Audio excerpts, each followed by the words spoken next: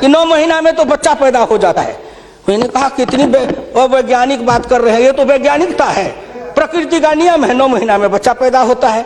लेकिन जो बच्चा पैदा होता है, क्या वो बच्चा 9 महीना में फिर बच्चा पैदा कर देगा क्या?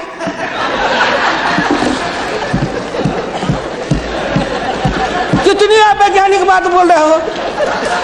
इस सरकार का 9 महीना हुआ, 10 महीना हुआ, सरकार पैदा हुई।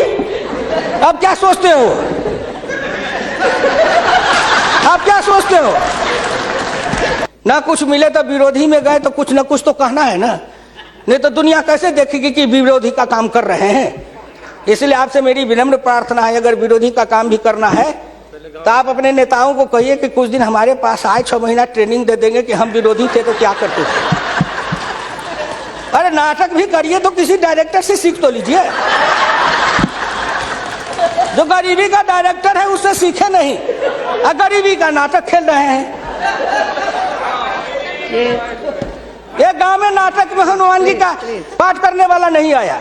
उसने सोचा कि आज तो नाटक नहीं होगा। एक बहुत मोटा तगड़ा दुकानदार था, उनको पकड़ लाया, कहा तू नाटक कर, केवल खड़ा रहना। और जब वो खड़ा होकर पाठ करने लगा तो रावण ने डांट के कहा कि कहाँ गलाओ, तेल घिलाओ, इसके पूंछ में आग लगाओ। उसको हुआ कि अब तो जल के मरेंगे। तो कहा हजूर हम तो हनुमान जी नहीं है, हम तो बनिया है, अपनी दुकान चला रहे थे। वैसे ही आप नाटक करिएगा। इसलिए आपसे मेरी विनम्र प्रार्थना है, आपसे मेरी विनम्र प्रार्थना है कि इसको देखिए।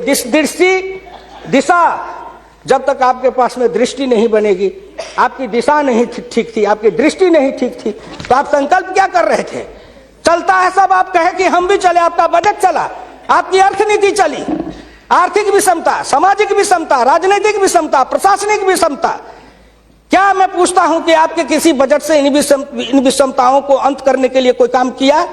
नहीं किया। इसलिए हमारे गुरु डॉक्टर लोहिया कहते थे कि हिंदुस्तान में जब तक जाति प्रथा है और जब तक कि जाति प्रथा का रोग रहेगा तब तक हिंदुस्तान का कल्याण नहीं होगा। भ्रष्टाचार के पीछे भी जाति प्रथा है। कोई माननीय प्रधानमंत्री बैठे हैं हिंदुस्तान के अंदर, किसी को अगर चाहेंगे कुछ कर दे प्रधानमंत्री रहते हुए, क्या है जो कर देंगे? जिस जात का सरकारी नौकर होता है, मैं भी इतने दिन तक 54 वर्ष रह के देखा, मंत्री रह के देखा, जिस जात का सरकारी नौकर, उसके ऊपर कलम उठाइए तो उसके जात का न जाने कहां से कहां सभी जगह से लोग आ जाते हैं उसको बचाने के लिए। जात पर हमला, अगर किसी बेईमान पर हमला है तो जात पर हमला, किसी भ्रष्टाचारी पर हमला है तो माना जाता है जात पर हमला है। इस जात को तोड़ने के लिए सबसे बड़ा कदम उठाना पड़ेगा। मैं वित्त मंत्री जी को धन्यवाद देता हूं, प्रधानमंत्री जी को, कि कुछ योजनाएं ऐसी आई हैं। लेकिन मैं एक प्रार्थना करूंगा, हमको कहते हैं कि आरक्षण की बात मैं कहता हूं शुरू दिन से, सदन सहमत हो और आप भी सहमत हो तो प्रधानमंत्री जी से कहूं कि तुरंत लागू करिए। लेकिन इसमें सहमति का सवाल है, राष्ट्रीय सहमति, सदन की सहमति, आपकी सहमति। सब आरक्षण मेरा खत्म कर दीजिए, लेकिन एक कर दीजिए, सरकारी नौकरी और सरकारी सेवा, इन दोनों के लिए अंतर जातीय विवाह को अनिवार्य करिए। न रहेगी जाति, न रहेगा बांस, न बजेगी बांसुरी। जातियां टूटेगी, अंतर जातीयता के कारण हिंदुस्तान में एक जाति बनेगी, वह जाति बनेगी भारतीय, वह जाति बनेगी मानव जाति। इन जातियों के रेखा को तोड़िए। इसके लिए अगर कर सकते हैं तो आप सहमत है तो बोलिए। आप कहते हैं गरीब और अमीर मिटा देंगे, लेकिन न्यूनतम और अधिकतम की रेखा तय कर यह सरकार करना चाहे, नरेंद्र मोदी जी चुटकी में कर देंगे, क्योंकि इनका क्या बिगड़ेगा? इनका कुछ नहीं बिगड़ेगा। नरेंद्र मोदी जी अगर न्यूनतम और अधिकतम की रेखा तय करेंगे तो इनका कुछ जाएगा, न परिवार का जाएगा, न बाल बच्चे का जाएगा, किसी का कुछ नहीं बिगड़ने वाला है। लेकिन चिल्लाने लगेंगे तो हम 100 से कम न 1000 से ज्यादा। समाजवाद का यही तकाजा, बड़े समाजवाद की बात करते हैं। मैं ज्यादा समय नहीं लूंगा, मैं इनको समाजवाद की बात अपने गुरु डॉक्टर लोहिया की पढ़ के सुना दूंगा। और हमारे कुछ समाजवादी हैं, अब वो तथाकथित समाजवादी हो गए हैं। समाजवादी तो रहे नहीं, लेकिन तथाकथित हैं। आप मुझको कह देंगे कि आप भाजपा में चले गए, मैं भाजपा में क्यों आऊं? आपके ऐसे दल बने, इस दल के टुकड़े 1000 हुए, कोई यहाँ गिरे, कोई वहां गिरे। मैं कहाँ दौड़ा फिरता, मैं चला आया भाजपा में। मैं भारतीय जनता पार्टी के नेताओं को धन्यवाद देना चाहता हूं कि हुकुमदेव नारायण 3 बरस से ज्यादा किसी पार्टी को दुरुस्त नहीं रहने देता था। आज 20 बरस से भारतीय जनता पार्टी में अटल अटल खड़ा हूं। इस पार्टी में जब तक कोई ताकत नहीं है, अडवाणी जी में, अटल जी में, नरेंद्र मोदी जी में, इन सब लोगों में जब कोई गुण नहीं है तो मेरे जैसे उदंड आदमी को 20 वर्ष तक अपने पिंजरे में रख लिया है, कोई साधारण योग्यता है? इस बात को समझो। मैं आखिरी में कहूंगा अध्यक्ष महोदय, समाजवाद हर किसी से अन्य सिद्धांत की तरह एक होता है थोक, एक होता है फुटकर, एक होता है सगुन, एक होता है निर्गुण, एक होता है सिद्धांत, एक होता है कार्यक्रम। समाजवाद से एक सीढ़ी नीचे उतरो, उस सीढ़ी का नाम है बराबरी। उस बराबरी से एक सीढ़ी नीचे उतरो, गौर करिएगा कौन कौन बराबरी, आर्थिक बराबरी, सामाजिक बराबरी, राजकीय बराबरी, धार्मिक बराबरी। उससे एक सीढ़ी और नीचे उतरो, तब उसके बाद आएगी समता, संपूर्ण समता, संभव समता। तब एक सीढ़ी और नीचे उतरो, तब अधिकतम और न्यूनतम की सीमा लगाओ। यह धार्मिक बराबरी की भी बातें भी की गई है। अगर हम धार्मिक बराबरी पर, जी समाप्त करेंगे, अगर धार्मिक बराबरी पर मुझे कहा जाए तो मैं कहने लगूं तो कितनी अपनी पीड़ा सुना दूंगा कि धार्मिक बराबरी इस देश में कैसी है।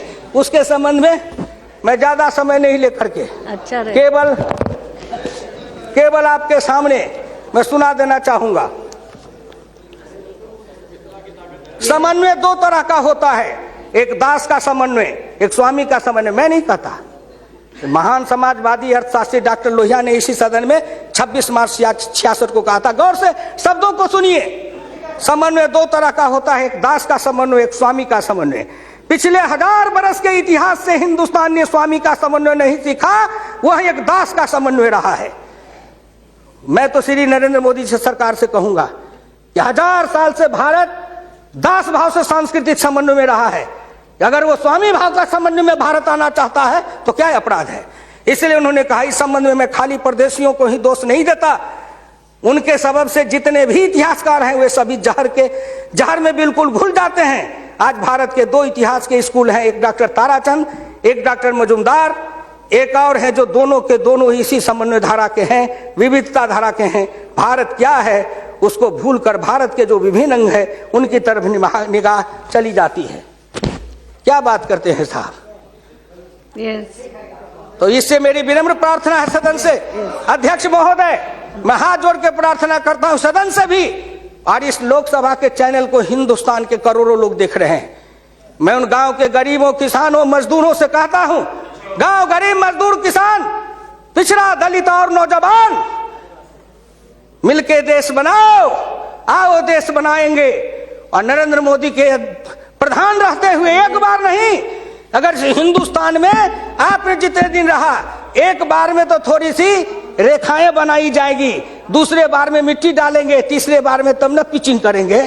तो हमको भी आपको इतना समय दिया, तो मैं गांव गरीब, किसान, मजदूर, पिछड़े, दलित, इन सब से हाथ जोड़ के प्रार्थना नौजवानों से करना चाहता हूं, आओ कदम में कदम मिलाओ, मिलके हिंदुस्तान को बनाओ, सफर समता लाएंगे, आर्थिक समता, सामाजिक समता, राजनीतिक समता।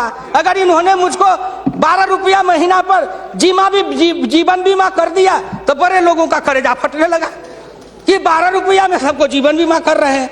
खेत में काम करेंगे, बीमार पड़ेंगे, मरेंगे, तो हम जिम 1 रुपया, हाँ 12 रुपया साल, 12 रुपया साल, 1 रुपया महीना।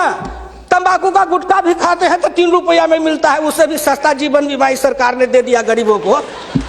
करेजा तो इसलिए फट रहा है, करेजा में दर्द इसलिए है, इन्होंने जो और योजनाएं चलाई, गाय के पशुपालन के लिए, गाय के उत्थान के लिए योजना, इत्यादि इत्यादि कई योजनाएं हैं, क्या गिनाऊं। हरि अनंत हरि कथन अनंत। मुद्रा बैंक बनाए, उसमें छोटी इकाई वाले को कर्जा देंगे, छोटी इकाई, वो छोटी इकाई का जो गांव वाला कर्जा खाएगा उसको किसको देंगे ये? इसलिए आपसे मेरी विनम्र प्रार्थना है कि 1 सेकंड में, 1 मिनट में इस बात को कह के खत्म करूंगा। राष्ट्रीय नमूना सर्वे के मुताबिक देश में 5.70 करोड़ उद्यमी हैं, इनमें 11 लाख करोड़ रुपए की पूंजी लगी हुई है, इनसे 12 करोड़ लोगों को रोजगार मिल रहा है। लेकिन इस क्षेत्र के उद्यमियों को पूंजी में कर्ज का हिस्सा केवल 4% है, जबकि अनुमान के अनुसार बीते 22 वर्षों में बड़े उद्योग में 50 से 60 लाख करोड़ रुपए की पूंजी लगी हुई है, इनसे मात्र 22 लाख लोगों को रोजगार उपलब्ध है। ये छोटे उद्योग, फरहरी को, लोहार को, कुम्हार को, हजाम को, ये जो छोटे छोटे, ये जाति छूटेगी इससे। जाति आधारित हिंदुस्तान में पेशा है और पेशा के आधार पर जाति बनाया गया। अब इन रोजगार के जरिए उनके हाथ को काम देंगे, उन छोटे उद्यमियों को रोजगार देंगे। इनके कलेजा में दर्द हो रहा है कि नरेंद्र मोदी आया है, मुद्रा बैंक बनाएगा, गांव के गरीबों के हाथ में रोजगार जाएगा। ये गरीब बनेंगे पहलवान, गरीब बनेंगे विद्वान, गरीब बनेंगे बुद्धिमान, गरीब के हाथ में दम ताकत आएगी तो आपके आगे शर्म गच्छामी नहीं होंगे, न फूड सिक्योरिटी खाएंगे, न मनरेगा खाएंगे। हम अपने पसीना और पुरुषार्थ से अपनी कमाई से इस देश को बनाएंगे। हम आपके भिखमंगा बन के जिए हैं, अब हम स्वाभिमान के साथ जिंदा रहना चाहते हैं। इसलिए मैं भारत के प्रधानमंत्री और वित्त मंत्री को धन्यवाद देता हूँ। बहुत बहुत धन्यवाद।